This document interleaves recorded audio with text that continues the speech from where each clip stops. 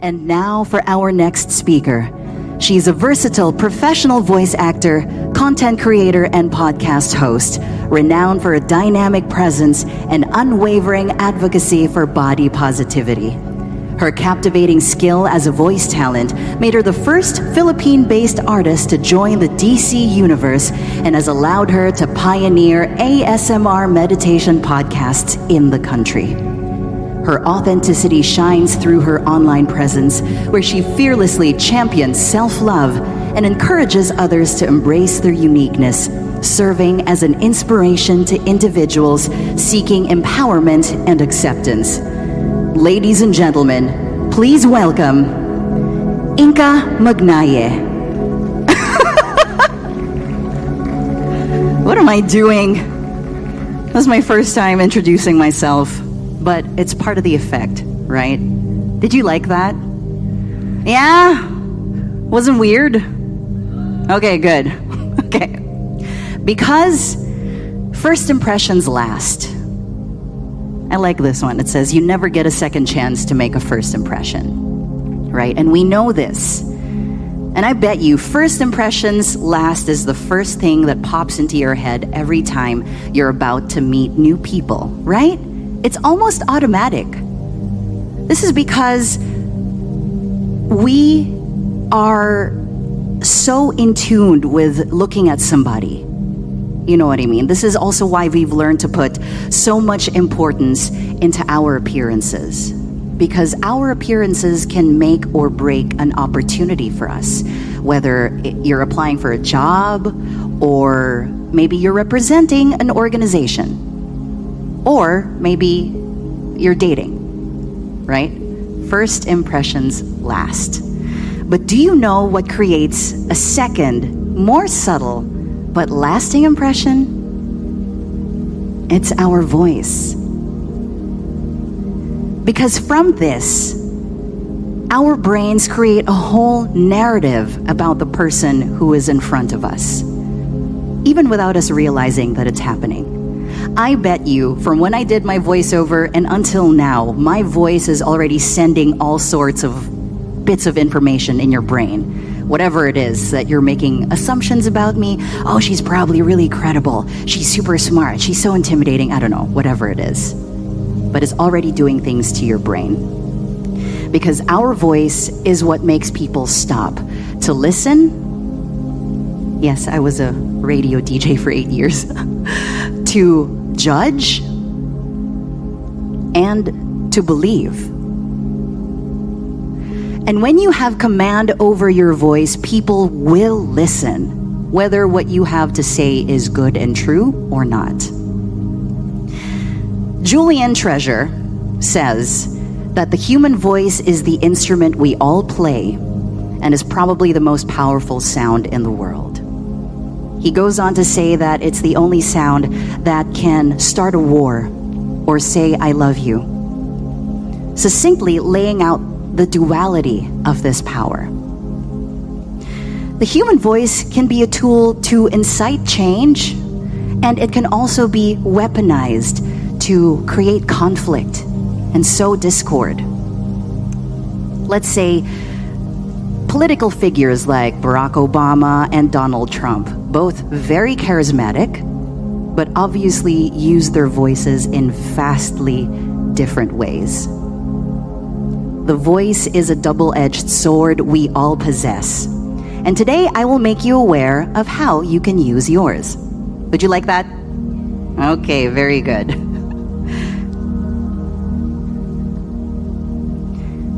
You're so dumb.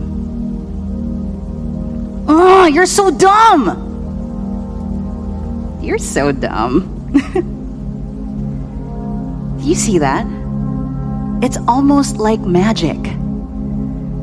Even when saying the exact same words, the human voice can change the meaning behind anything.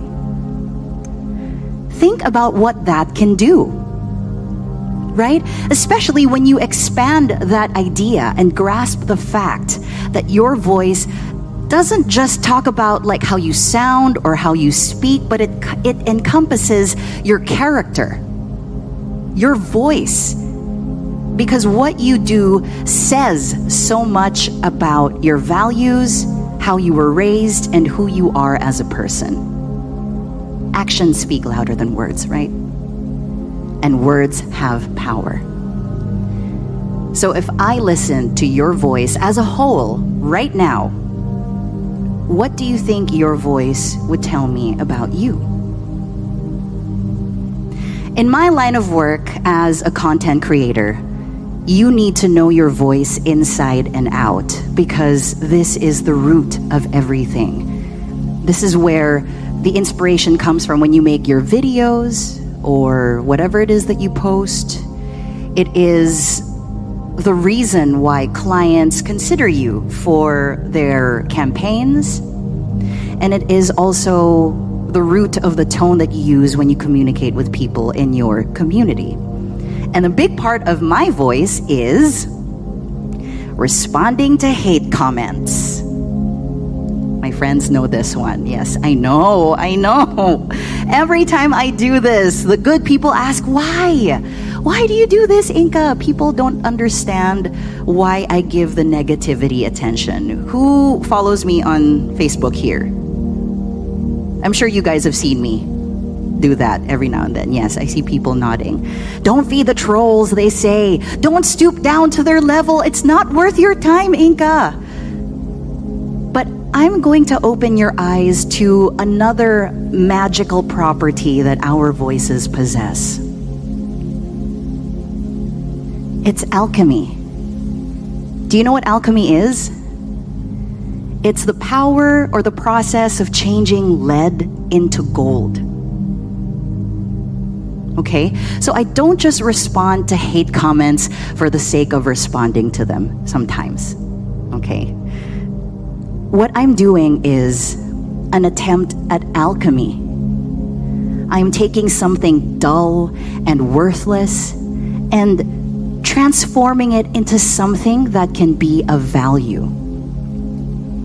As an example, I recently joined a fitness competition that a lot of people have supported me in, but also there's so many people who say that I don't belong there, I'm not fit enough, I'm not pageant enough, you know? And I acknowledge those comments, not to agree with them, because I don't agree with that. But I acknowledge it to take it so that I can change it, right? I can change it and flip it and instead turn it into something that can encourage people to try something new, to be unafraid to be a beginner, to take a chance at something and leap at that moment of fearlessness to do something that they've always wanted to do, but were probably scared of doing. You know, because when you think about it, people aren't born with abs, right? People aren't born knowing how to pageant walk already. They do training for that for a long time. And doing this, I want to remind people that we were all beginners at one point. And I wouldn't have been able to vocalize that if I didn't reply to these hate comments. I mean, yes, I could have just ignored them also, like what my family and friends always tell me to do. But then I would have missed the opportunity to turn a negative into a positive. Voice is so powerful, it can change history as we knew it, so it can fit the narrative of those in power. But remember that it can also do the opposite, because it's really all about the intention anyway. And so, that's a good question to ask yourself all the time. What was my intention? Right? And anything that you do. And this is something, when you ask yourself this, it requires a deep honesty. No fooling yourself, no trying to make yourself feel better. There's no one in here to impress, it's just you and you. Okay? What was my intention? And so, people get confused every time I post like responses to these hate comments, or when I post my failures like this. This was a challenge, a physical challenge, and I was dying of an asthma attack right in the middle. And Carl took the video, thank you. It was so embarrassing to struggle in front of all of these artists and my fellow finalists. And I was thinking, do I even post this? But then I received this comment. If it's big enough for you guys to read. Posting that video built a bridge between this woman and myself. And you know what I noticed? It's in these moments that make the strongest and deepest connections with my community. The vulnerability, the honesty, and when people can see your authenticity. Because in this world of hyper-connectivity, we can be more disconnected and divided than ever. You guys realize that? It is so easy to connect with everyone, and yet there's so many people who choose to use it to disconnect, to divide. When I was a kid, bullying used to stop when I left school. But now it's right in our hands, in our beds with us at midnight when we're trying to fall asleep. And this furthers my drive to keep responding to hate comments within reason, of course, because I always ask myself, what was my intention in responding to them? It's alchemy. If you can only take one thing from this talk, let it be this. In anything that you do, your voice has the power to change lead into gold. You have the power to alchemically rear the negativity on its ugly head and create something that can make positive ripples. And at this point, you might be thinking, Inka, what does this have to do with me? I'm not a content creator. I don't have a following. Like, how can I apply this? I'm not a social media personality. Well, you don't need to be an influencer to have influence. Your tita who uses Facebook to repost Bible quotes can make one comment about your body, and I promise you it will influence the way you think for days. Diba? And she doesn't even have a following. She has like what, 200 friends? Also on the flip side, someone can make a comment about your outfit or your haircut, and it'll change your mood instantly. Voice has power, and this is something that I want you to understand today. Do you know the story that goes that you have like two wolves inside of you? There. One is evil, hateful, malicious, and cruel, manipulative thing. And the other is good, compassionate, honest, and empathetic. They're rivals that all of us have inside of us, locked in this ongoing battle, this push and pull for your soul. That's what they say. And the wolf who wins is the one you feed. Now, I am by no means a saint. Okay, there are days when I feed that dark wolf a bone, a steak even. And boy, is it so fun to entertain that darker rival. Because it's so easy. It's so easy to give in to that darker wolf who makes being sinister sound like so much fun. You know, a little gossip here and there, a little cattiness towards that person, feeding the fire a little bit and all that stuff. But the thing is, when you're aware of the power of your voice, it changes. Because with that awareness comes accountability. When you are aware of the power of the weapon that you carry, it's very difficult to be oblivious to the influence that you can have over the people around you.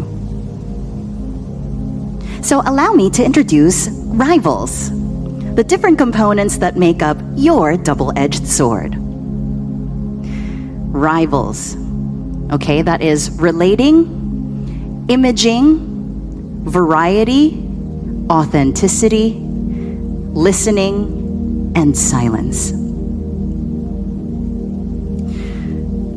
First one. These are the 6 voiceover skills, by the way, that I learned as a professional voiceover talent that can be used in real-world situations. With the honing of these skills and the right combination of each of them, you can begin to enact the change that you want to see in the world.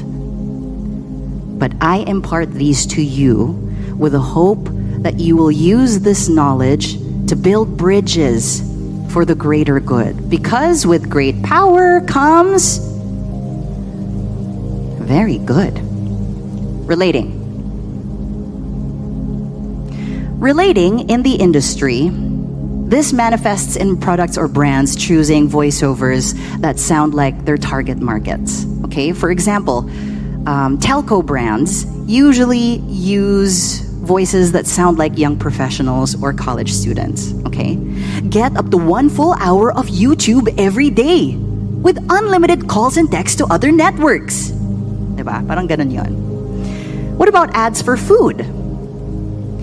Paboritong pagkain ng mga bata, siguradong busog na busog ang pamilya. They sound like our mothers. When used in real-world situations, it's about sounding more like the person that you're speaking with in order to make them feel comfortable around you. This is so that it's easier for them to open up, to have a conversation, things like that. It's also sounding like the kind of person that you want to project. Like, maybe someone sweet and innocent, maybe? Or I don't know what I'm talking about so much. Can you tell me more about it? I don't know. Maybe you want them to underestimate you. Or maybe you want to sound like a professor or a TEDx speaker to make the audience think you know what you're talking about. She's credible. Imagery is our next skill, or imaging. This is the ability to paint pictures with your words. 50% of the time, voiceovers don't even have an accompanying visual. So we need to rely on our voices to be able to paint the picture for the audience. This is also known as the theater of the mind. Like, if I told you about the most sumptuous bowl of ramen I've had in a while, with a broth so warm, so rich, and so thick, it filled my mouth with flavors of meat and mushroom. And with the noodles so springy, you'd think it was hand-pulled right in front of me. That is the power of imaging. It helps the listener visualize what you're trying to give them. So in real life applications, when your words can guide your audience through a cinematic experience, it'll be easier for you to convince them to come over to your side, to see your point of view. And it allows you to evoke in them whatever emotions that you want to come out. Like, now, I want you to be hungry. Did that work? Yeah, okay, good. Variety is our next one. Variety in terms of how you speak, or prosody. This is the patterns of rhythm and sound used in poetry. Now, this isn't just a way of removing monotony from your speech because it's so difficult to listen to someone who just speaks in one tone and then you kind of get lost, right? This variety of speech also adds a kind of deeper meaning to whatever you're saying, because depending on how you add variety to your words, you're actually highlighting different things. I didn't say she did it. I didn't say she did it. I didn't say she did it. Again, same words. Imagine something so subtle can change the meaning so drastically. So use this wisely. Authenticity. This one is very straightforward. When it comes to ads, authenticity helps build credibility for the brand. Again, when clients or brands choose voiceovers that sound like their target market, it makes it easier for the people buying to kind of trust the product. Oh yeah, because it sounds like me. Sure, I'll get that. I see myself using this. So very much like these examples I gave earlier on. The real life applications of this, it's pretty simple. If you wish to connect with others, you need to come from a place of authenticity. Because the more natural you are, the more comfortable people will be around you. Do you know that one person that we know who's just like so weird and always like trying to like put on more than they actually are? And it's super weird hanging around them because you can always tell most of the time when someone's being authentic or not. People can feel that about you as well. Next, I would say this is the most important skill of all: listening. Because for effective communication to happen, the first step is always to listen. This skill is where all the other skills come from.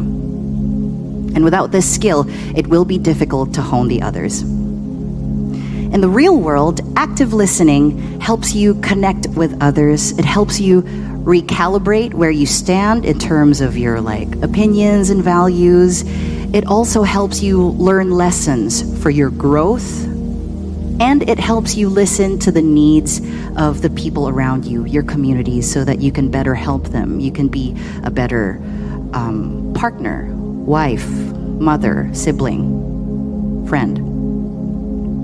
So listening is an important skill that will help you make a difference. And our last skill,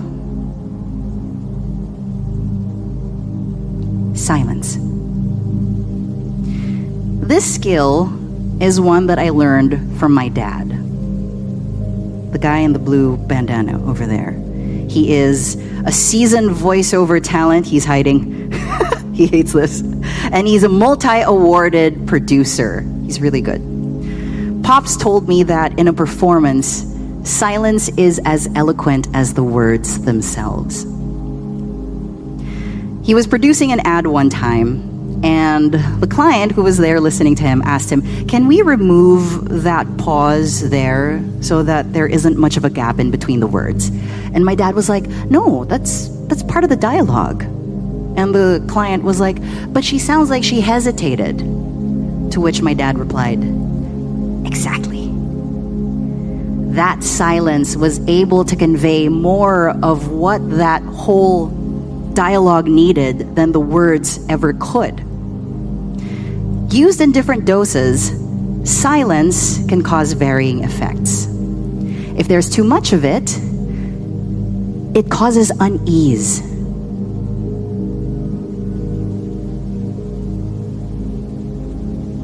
It's weird. Unless that's what you're going for, right? You can also bait people into waiting for what comes next in your story. And you can also use silence to subtly highlight words or push ideas by sandwiching them in between pauses. As an example, there is a noticeable difference between "Hello and welcome to TEDx" versus "Hello and welcome to TEDx," right? Silence is potent. Law 4, always say less than necessary. Robert Greene and the 48 Laws of Power says that being silent makes you come across as more powerful and more intimidating, if that's the game that you want to play. But also silence can lessen the risk of you putting your foot in your mouth. It's such a great skill to learn. Mark Twain has one of my favorite quotes about that, actually. He said, "It is better to keep your mouth closed and let people think you're a fool than to open it and remove all doubt." It's so true. Now, I don't know if you all will remember so much Rivals, right? That's all you have to remember, Rivals. But just to reiterate, remember that as with any tool or weapon, how you use your voice is completely up to you.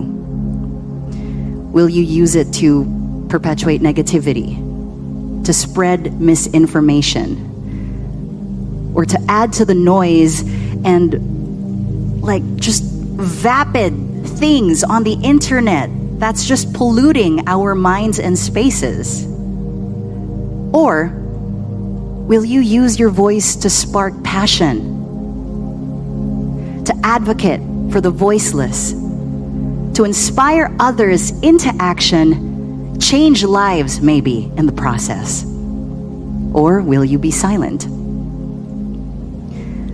The choice is always yours. It is your voice after all. I can't speak for you. I can only speak to you, and I can only hope. I can only hope that you use your voices to help leave the world a little better than when you found it. So with every word, I urge you, strive to inspire. With the use of the right tone, educate with empathy. Through active listening, foster understanding, enable communication and connection. Use your whispers to calm, not to incite. Your shouts and screams to champion, not to belittle or berate. Your silence to listen, not to cower or be complicit. Remember, your voice can break barriers and bridge divides. As I said earlier, it is a tool. So please use it to build the future that you want to be a part of.